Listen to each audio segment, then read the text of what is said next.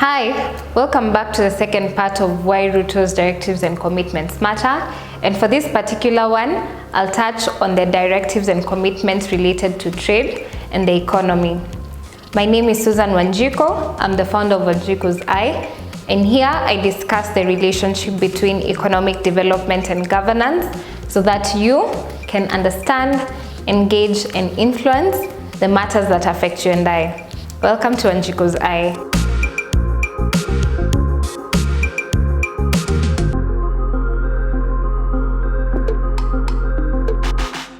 Now, let's begin with the issue of the fuel subsidy, which Ruto has proposed to end.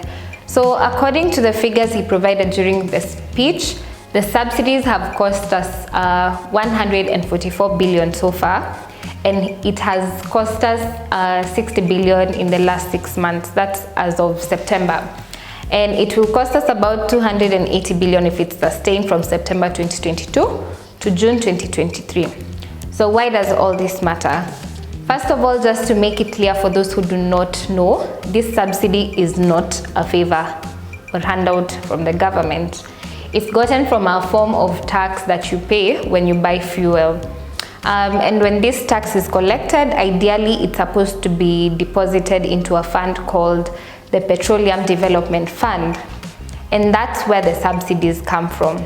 And the intention is that during times of crisis like during the war, which made the price of fuel to rise at a very fast rate, the government can come in and pay an amount on your behalf from what you have been contributing.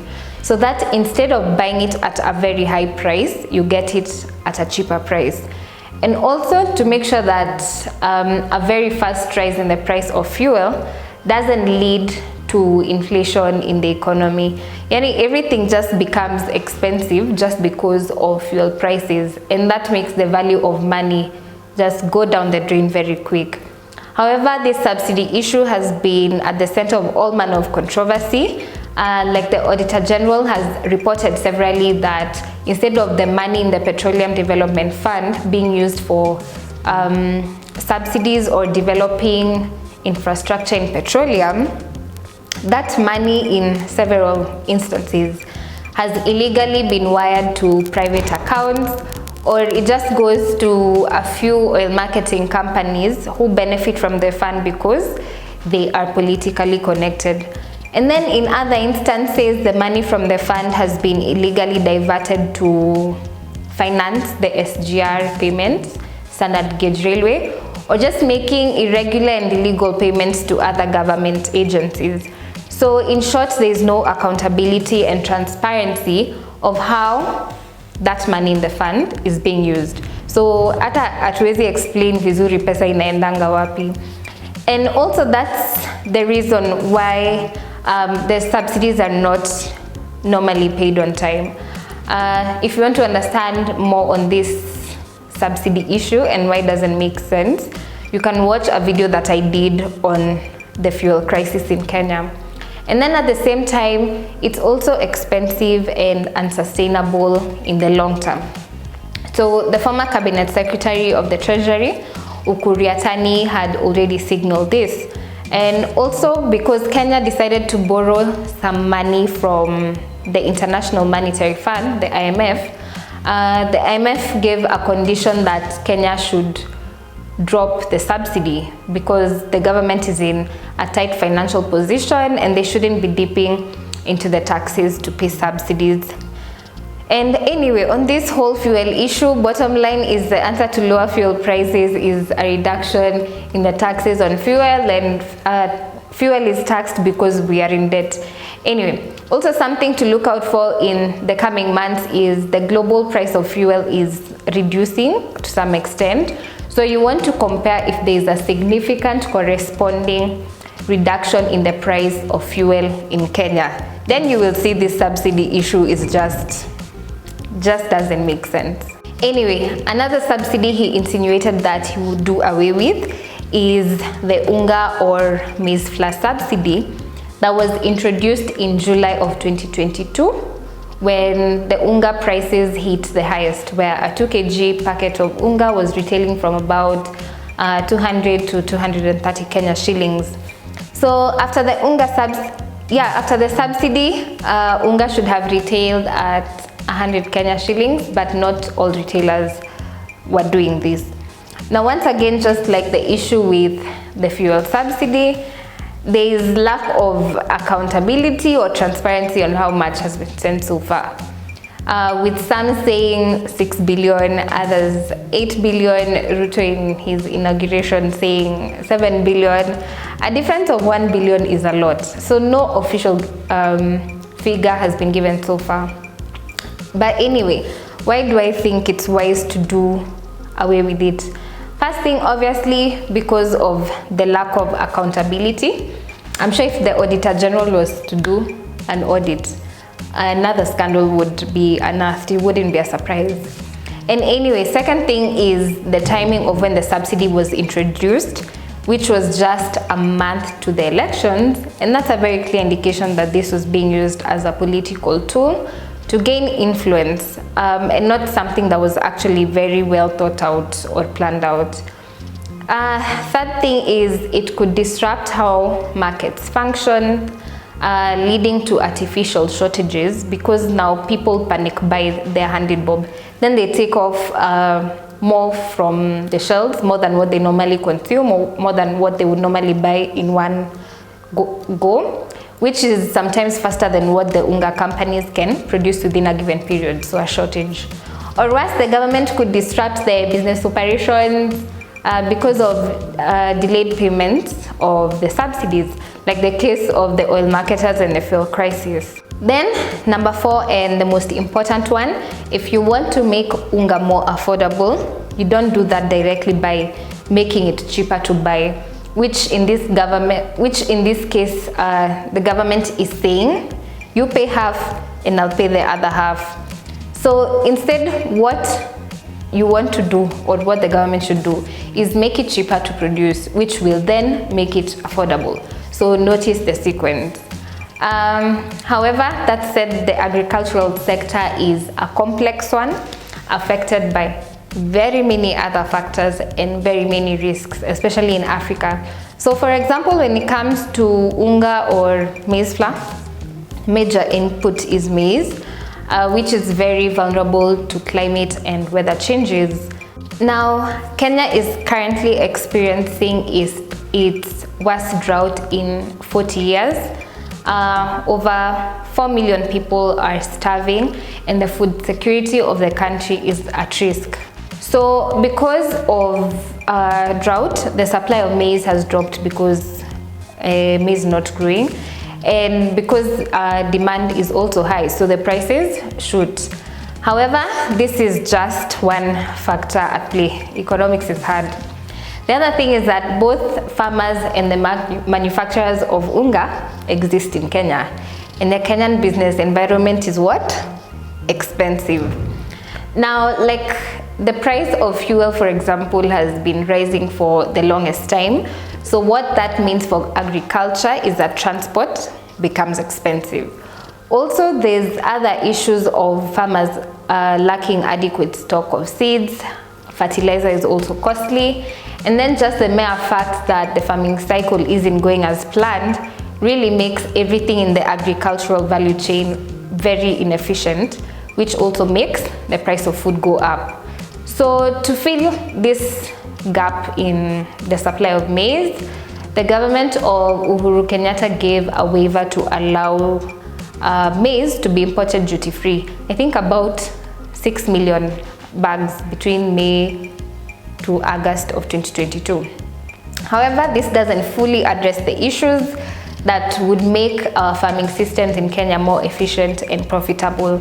So that is just a short-term intervention. Now, on the issue of the fertilizer subsidy, the concerns are similar. Ruto committed to have the cost of fertilizers reduced from 6,500 Kenya shillings to 3,500 Kenya shillings. Now, this is fine and it's not new. Fertilizer is an input in farming, and farmers have repeatedly complained about the cost of fertilizer. So this is actually a step in lowering the cost of farming.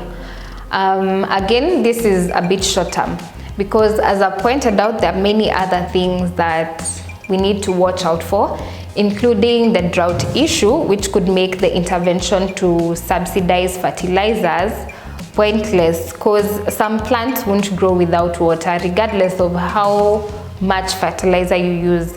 But the plans of having some irrigation schemes.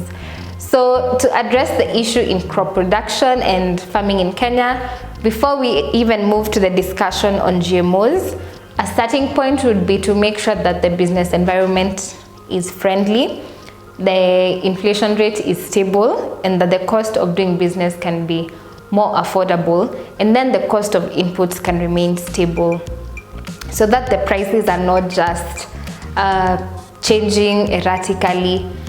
And then the second thing that we need to address is the issues in the food system that make it inefficient. Like, we have a lot of food is wasted, especially after harvesting. Finally, on the subsidy issue, how they implement it will determine the effectiveness of the program. So the Institute of Economic Affairs has done a really insightful article detailing the issues that could arise from the subsidy program. And it's also very easy to follow. The link is on the description box. Now, another very important one is that Ruto vowed that his government would promote small and medium enterprises so that they can create jobs. And part of the enforcement is to create secure trading places so that traders are not harassed by the city council, for example. And just for the sake of having some order in the city and in the counties. So according to City Hall, there are 3,000 hawkers in the Nairobi Central Business District, CBD alone, and more than 15,000 hawkers in Nairobi. And in fact, on the higher side, the number is estimated to be about 40,000 hawkers.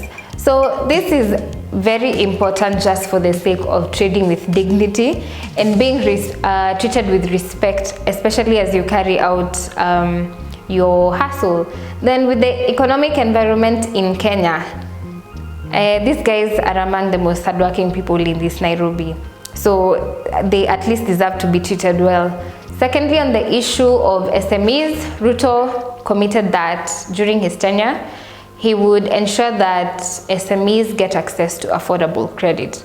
Now, this is an important one that has the attention of so many governments, NGOs, development finance institutions, World Bank, IMF, and other agencies. So SMEs are considered to be high risk, which is true. So very few traditional financial institutions like banks are willing to lend money to SMEs at an affordable rate and without collateral, especially if they have another option of lending to other less risky options like a government. So this is why there's a lot of attention on SMEs. There's some people who have some serious ideas and visions for their businesses, and they are committed to the growth of their ideas. And some of them are even helping to solve some issues in society. But the problem is some of them don't have enough capital yet to scale up. So all eyes are on these guys because they are the employers of today and the future. And now this brings me to the Hustler Fund, which also seeks to address a gap in the funding of SMEs. Now, the Hustler Fund was a signature promise in Ruto's campaign to allocate 50 billion Kenya shillings to fund SMEs, especially to those with an idea and a vision. Now, businesses, whether young or old, big, small, all of them need money. Money to grow, money to expand, money to get into other regions, money to operate. And trust me, I'm speaking as an entrepreneur. After the idea, cash is key.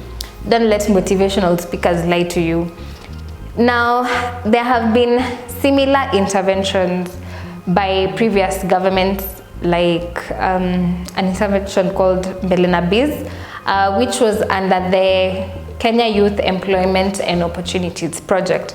But even that was just a small fraction of this 50 billion, which I think is 50 billion annually.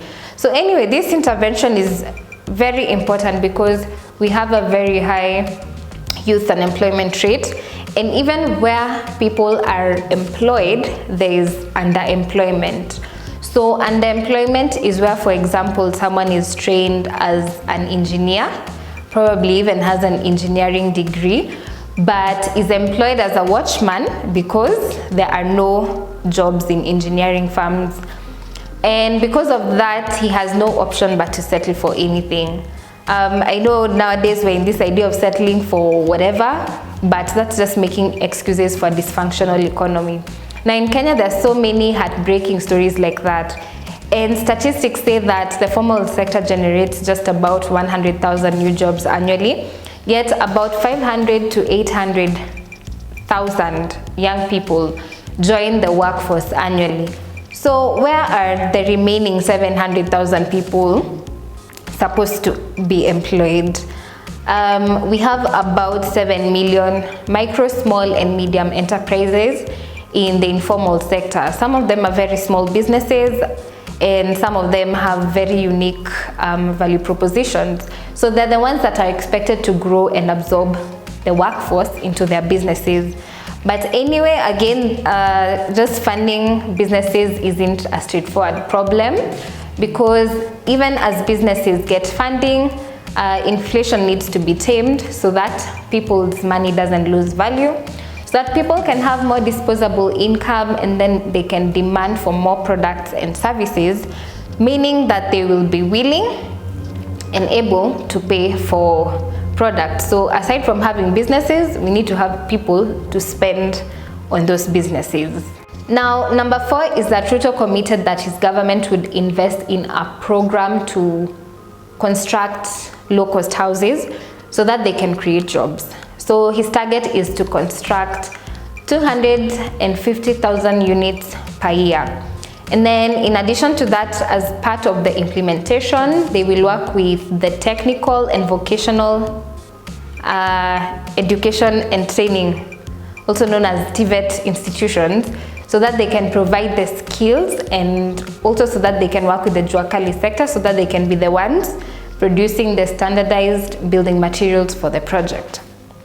So this project is going to benefit many new people across the value chain, whether it's artisans, builders, architects, construction companies, etc. Now again, this initiative is important, but it's also not new. Uhuru Kenyatta was doing it. Now in 2017, according to the World Bank, Kenya had a deficit of 2 million house units targeting the low-income market. So Uhuru Kenyatta in his second term attempted to address this with the affordable housing program, and he had the same intention to work with the jua kali. So I believe this is just a continuation of that program. It's not a new program altogether, and it's okay. So again, why is this program important? Now, the previous government had a target of constructing 500,000 units by 2022, but as at the end of 2021, they had only managed to complete about 1% of that, so about 5,000 units. Now, there's a serious demand for housing targeting people in the low-end market, because most of the units available are those in the high-end market. It's estimated that there's an annual demand of 170,000 units in the low-end market, yet only about 1,000 units are constructed annually for the low-end market. But compare this with the high-end market. So for the high-end market, the demand is at 80,000 units, and 49,000 units are constructed annually. So you can see that despite the very high demand in the low-end market, real estate developers have a preference for the high-end market. And that just shows that that's where the capital actually is. They're willing to invest there because that's where the money is. Now let me explain why this housing issue is also a complex one, just like all these other economic problems, because construction as a business also exists in the Kenyan business environment.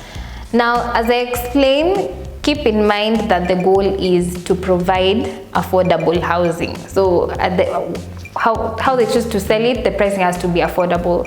Now, on the construction side or the supply side, they have to deal with rising prices of building material. The price of land, especially in urban areas, has been skyrocketing, and banks also giving loans with very high interest rates. Then high transport costs because of the increase in fuel prices, especially in the last about 2-3 years. Then also again, a high cost of labor because of high inflation. So if the price is supposed to factor in all that, how can they afford to price their units for the low income earner? Which explains why the developer will prefer to do the high end units. Again, on the demand side is another problem. Now, the program is targeting households earning less than 150,000 Kenya shillings.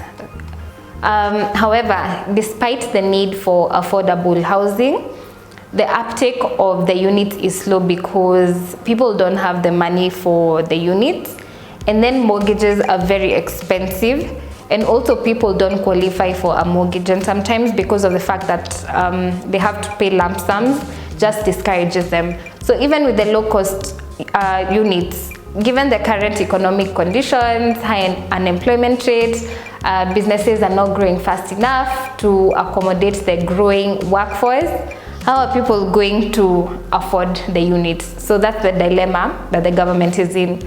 So the government has also tried to make sure that it's the people who actually need this program that are the ones actually purchasing the units. So you don't want a situation where a well-connected billionaire goes and buys an entire apartment block or all the units that are meant for this low-cost housing and then rents them out again at an insane price.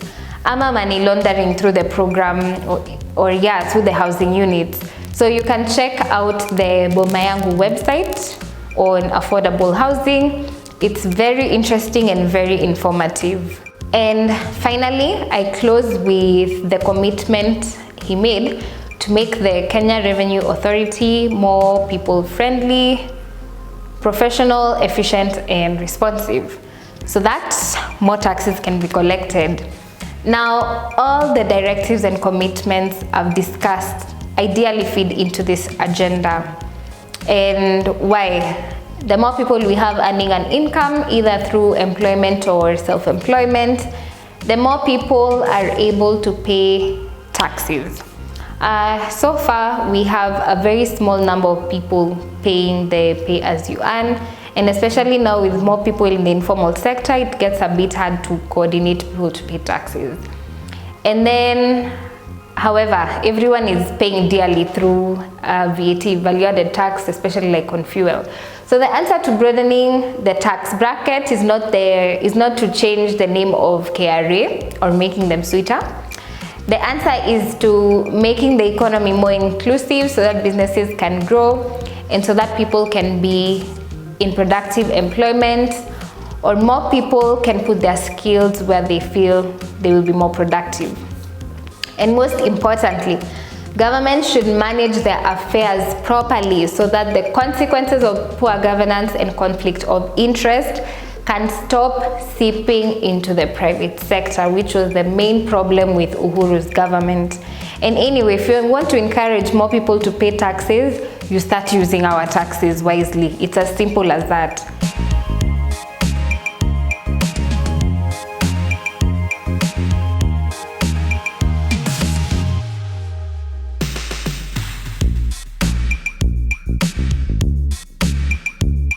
So anyway, I'll see you in the third part where I'll be discussing the directives touching on health, education, and the diaspora. If you like this video, make sure you leave a comment down below. Make sure you share and don't forget to subscribe. As always, thank you so much for watching. I will see you in the next one. Cheers.